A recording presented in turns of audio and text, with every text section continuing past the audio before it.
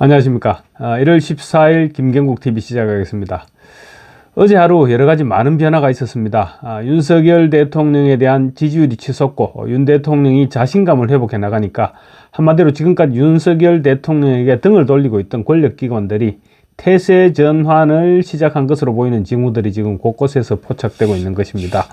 윤 대통령의 복귀를 바라는 자유우파들에게는 상당히 희망을 주는 그런 변화들인데 어떻게 보면 터닝 포인트가 된 날로 그렇게도 볼 수 있을 것 같습니다. 윤 대통령에 대한 지지율은 지금 급상승하고 있죠. 그런데 아마 조만간에 50%를 넘었을 가능성이 굉장히 높아 보입니다. 그런데 반면 이재명은 지금 지지율이 계속 하락세를 면치 못하고 있습니다. 거기다 또 이재명의 차기 대선 주자 선호도는 윤 대통령의 지지율에 훨씬 미치지 못하고 있습니다.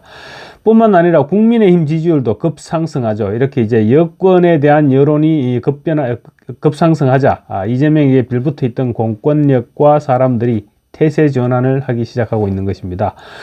먼저 공수처의 윤 대통령에 대한 2차 체포영장 집행 시도는 어제 여러가지 장벽에 부딪혔습니다. 우선 결정적으로 천대엽 법원행정처장이 국회 법사위 답변을 통해서 대통령 경호처의 영장 집행 저항이 적법하다 이런 해석을 내놓았습니다. 오동훈 공수처장이나 우정수 국수본부장 입장에서는 그야말로 쎄된 상황을 맞이하게 된 것입니다. 천대엽 법원행정처장은 형사소송법 제110조를 근거로 군사기밀이 요구되는 장소에서 책임자의 허가 없이 영장을 집행하는 것은 적법하지 않을 수 있다 이런 입장을 밝혀버렸습니다. 법원행정처장은 대법원을 대신해서 대법원의 입장을 대변하는 그런 자리입니다. 따라서 천대엽 법원행정처장의 발언은 대법원의 공식 입장으로 봐야 됩니다. 천대엽 처장은 이런 말도 했습니다. 책임자의 승낙 없이 군사 비밀 장소에 강제로 들어가는 것은 적법하지 않을 수 있다 이렇게 얘기했는데 대통령 경호처의 영장 집행 불응이 법적으로 정당할 수 있다 이런 해석을 내놓은 것입니다. 그러면서 현재 논란이 되고 있는 체포영장 집행과 관련된 절차적 문제를 해소하기 위해서 특검 도입을 고려할 필요가 있다고도 언급했습니다. 특검을 통해 수사를 처음부터 시작하는 것이 논란을 해소하는 방안이라고 했는데 이 말은 결국 공수처의 내란죄 수사가 잘못됐다는 사실을 돌려서 말한 것으로도 볼 수 있습니다. 한마디로 오동훈은 진짜 쎄가 됐다는 말이죠. 국가인권위원회도 어제 전원위원회를 열어서 윤 대통령의 방어권은 반드시 보장되어야 한다 이런 입장을 발표하려고 했는데 좌빨들이 회의장 입구를 점령하는 바람에 회의가 무산됐습니다. 그렇지만 국가인권위원회는 윤 대통령의 방어권은 반드시 보장되어야 한다는 입장을 사실상 정해둔 상태입니다. 최상목 대통령 권한대행도 어제 윤석열 대통령의 체포영장 집행 과정에서 무력 충돌은 절대로 용납할 수 없다 이런 방침을 경찰청에 전달했습니다. 그런가 하면 검찰도 오동훈 공수처장과 이미선 헌법재판관에 대한 고발 사건에 대해서 신속하게 사건을 배당함으로써 수사에 착수토록 했습니다. 통상 이런저런 사건들이 있으면 시민단체 그리고 또 개인이 특정 정치인이나 유명인들을 고발하는 경우가 허다하죠. 그럴 경우 검찰은 보통 캐비넷 속에서 서류를 잠재우기가 일쑤입니다. 그런데 서울중앙지검은 오동훈 공수처장과 이미선 헌법재판관에 대한 고발건에 대해서 적극적으로 사건을 배당함으로써 수사에 착수할 수 있도록 한 것입니다.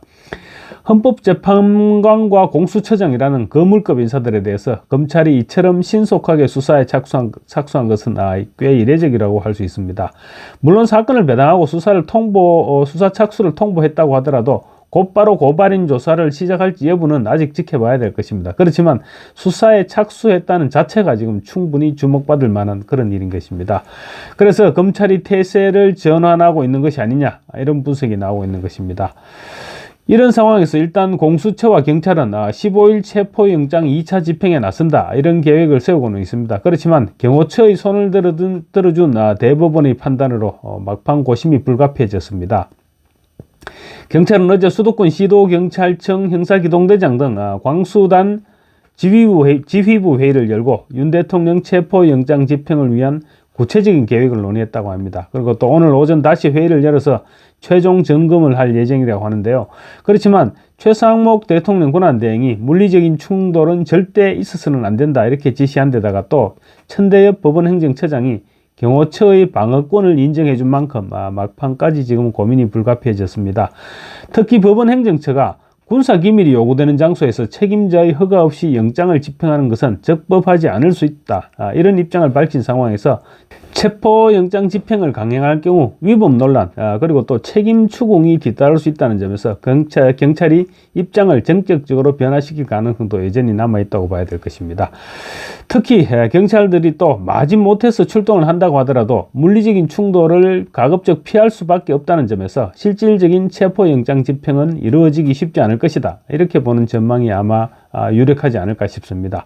경찰 측은 공무집행을 방해하는 경호처 직원들은 현행범으로 체포할 계획이다. 이렇게 지금 엄포를 놓고 있긴 합니다. 그렇지만 경호처 역시 체포영장을 집행할 경우 신분증을 제시하고 얼굴을 보여달라. 이렇게 요구하고 있는 상태입니다. 경호처 또한 군사시설 불법 침입 등에 대한 책임을 묻겠다는 것입니다. 그래서 2차 집행 시도를 한다고 하더라도 흉내 내기에 그치지 않겠느냐. 이런 전망도 적지 않고 어쩌면 법원 행정처에서 명분도 제공한 만큼 아예 시도조차 포기할 가능성도 여전히 배제할 수 없는 그런 상황입니다. 다음으로 탄핵 심판이 어떻게 될 것이냐 이런 문제가 남아 있는데 지금 헌법재판소도 아마 굉장한 딜레마에 빠져 있을 것입니다. 헌법재판소는 전체적으로 볼 때 지금까지 민주당 편에서 모든 것을 진행해 왔습니다.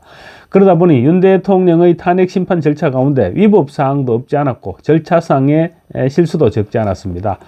당장 내란죄를 탄핵 사유에서 제외시키는 부분만 하더라도 국회 측 대리인단은 헌법재판소의 제안을 받았다. 이렇게 분명히 밝혔다가 뒤늦게 지금 말을 바꿨죠. 분명 헌법재판관 가운데 누군가가 국회 측 소추위원 또는 대리인단과 의견을 주고받았지 않겠느냐. 이렇게 보는 것이 합리적인 의심이죠. 또 법조계 좌파 모임인 우리법연구소 출신인 이미선 헌법재판관은 변론기일을 지정하면서 형사소송법에 따라서 윤석열 대통령의 변호인단과 상의를 거쳤어야 되는데 일방적으로 기일을 정해버렸습니다. 그래서 윤 대통령 측은 이미선 재판관과 함께 또 야당이 추천한 정계선 재판관을 이번 탄핵 심판에서 배제시켜달라는 기피 신청을 제출한 상태입니다. 윤 대통령 측은 기피 신청과 함께 세 건의 이의 신청도 제기했습니다. 내란죄 철회 여부를 둘러싼 논란이 확정되지 않았는데도 불구하고 14일 변론을 개시하는 점, 그리고 수사가 진행되는 사건의 기록은 송부를 요구할 수 없는 헌법재판소법을 헌법재판관들이 임의로 배제한 점, 또 윤 대통령 측 의견을 듣지 않고 변론기일을 일괄 지정한 점, 이런 부분들을 문제를 삼고 있습니다. 하지만 헌법재판소 입장에서 뭐니 해도 지금 가장 당혹스러운 부분은 지지율 50%에 육박하는 현직 대통령에 대한 탄핵안을 섣불리 가결시켰다가는 전국민적인 폭동을 유발할 수도 있다는 점입니다. 이런 상황에서 헌재가 계속해서 이재명의 손을 들어줄 수가 있을까요? 윤석열 대통령에 대한 지지 여론이 높아질수록 권력기관들의 태세 전환 역시 속도를 더해 나갈 것입니다. 감사합니다.